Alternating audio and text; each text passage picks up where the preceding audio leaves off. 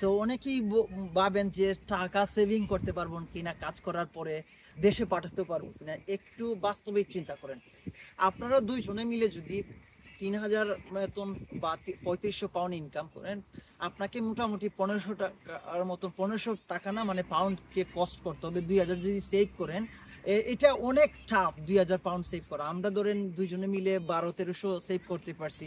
It's really depends on আপনি কি কাজ করছেন, আপনি কতটা আওয়ার্স পাচ্ছেন সেটার উপরে। দেশ থেকে যে যত টাকা খরচ করে আসছেন সেটা ব্যাক আপনি প্রথম বছরে দিতে পারবেন না। প্রথম বছরে আপনার স্ট্রাগল হবে, আপনার খাওয়া দাওয়া, আপনার ফ্যামিলি মেনটেন করা, প্লাস হচ্ছে ইউনিভার্সিটি টিউশন ফি দেওয়া, এটা খুবই স্ট্রাগল হবে। পরের আরেকটা স্ট্রাগল আছে, পিএসডাব্লিউতে আপনি যাবেন, সেক্ষেত্রে পিএসডাব্লিউতে যেতে আপনাকে মোটামুটি 5 থেকে 7,000 পাউন্ডের মতন কস্ট করতে হবে 2 বছরের ভিসা নিতে গেলে। সো সেখানে সেই টাকাটা সেভ করতে হবে। সো রিয়েলি ডিফিকাল্ট যে আপনি যে দেশ থেকে যে টাকা কস্ট করে আসছেন সেটা ব্যাক দেওয়া প্রথম দিকে। আপনি পিএসডাব্লিউতে যাওয়ার পরে হচ্ছে যে দেশ থেকে যে টাকাটা ব্যাক করছেন সেটা দেওয়া, কিছু টাকা সেভ করা, ইনশাল্লাহ সেটা পারবেন।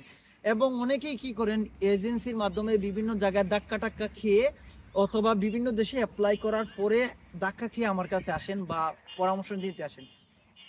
বলবো, হ্যাঁ, এজেন্সি তাদের তাদের লাভের আশায় কাজ করে। আপনাকে বলবে 15 লক্ষ টাকা, আপনাকে স্টার্ট করবে যে এই টাকা খরচ হবে বলে স্টার্ট করবে, পরে দেখা যাচ্ছে 25 লক্ষ টাকায় হচ্ছে না। অনেকেরই, অনেকে সাফার করছেন বা টিউশন ফি দিয়ে ফেলছেন কিন্তু এখনো কাজ আসছে না, অথবা ইউনিভার্সিটির থেকে আপনারা ইমেল করছেন, রেসপন্স পাচ্ছেন না, তারা বলতেছে এজেন্সির সাথে যোগাযোগ করেন।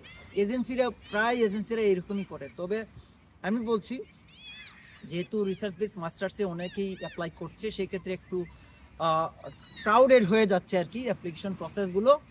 অনেক এজেন্সিগুলো আসলে বদার করছে না। তো আমি এজ এ এজেন্সি যদি বলি, আমি একটা কনসালটেন্সি ফার্মে কাজ করছি, আমি নিজে কাজ করছি। সেক্ষেত্রে আমি কিছু জিনিস আপনাদের সাথে শেয়ার করে ফেলি সবসময় যখন ফাইল নিতে যাই। আপনাদের সব কিছু শুনি, স্টোরি শুনি, কি কি ওয়েতে আপনি চিন্তা করতেছেন, কি মাইন্ড নিয়ে আসতে যাচ্ছেন, সব কিছু শুনে কিন্তু আপনাদেরকে পরামর্শ দিই এবং তারপরে ডিসাইড করি ফাইল নেওয়ার ক্ষেত্রে। ফুল ফান্ডেডের ক্ষেত্রে অন্য বিষয় আসে। ফুল ফান্ডেড এর ক্ষেত্রে আপনার প্রফেসর ম্যানেজ করা, আপনার হচ্ছে রিসার্চ প্রপোজাল, সব কিছু থাকতে হবে। সো এই ছিল বিষয়গুলো। আমি বলবো, যদি আপনার মোটামুটি ডেডিকেশন নিয়ে কাজ করতে চান আমার সাথে, আমি আপনাদের ফাইল নিয়ে ডেডিকেশন নিয়ে কাজ করব। সেক্ষেত্রে আমাকে টাইম দিতে হবে, আমি আপনাদের সাথে কনসালটেন্সি করে তারপরে ফাইল নিব এবং আপনাদেরকে কি কি কষ্ট হবে সেটা আমি বলে দিছি। ভিডিওগুলো দয়া করে দেখে নেবেন এবং ভিডিওটা শেয়ার করে দেন সবার সাথে, যেন সবার উপকারে আসে। সো আজকের ভিডিওটা এই পর্যন্ত। সবাই ভালো থাকুন, সুস্থ থাকুন। আসসালামু আলাইকুম।